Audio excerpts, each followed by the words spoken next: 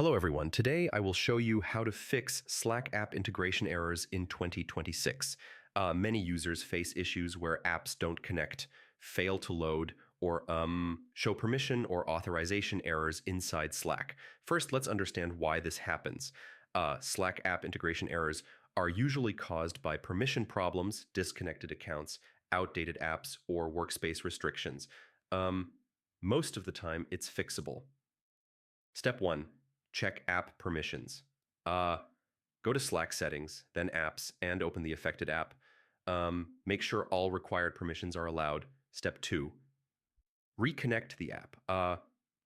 Remove the app from Slack and add it again. This refreshes authorization and fixes most integration errors. Step 3. Check Workspace app restrictions. Some Slack workspaces block third-party apps.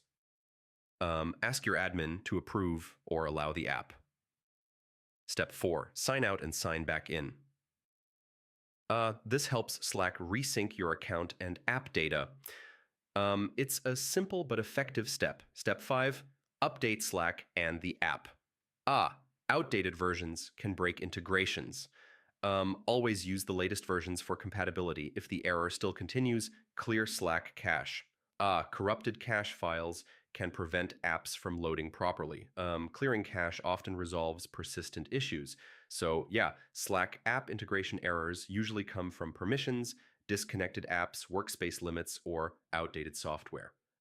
Follow these steps and your Slack integrations should work normally again.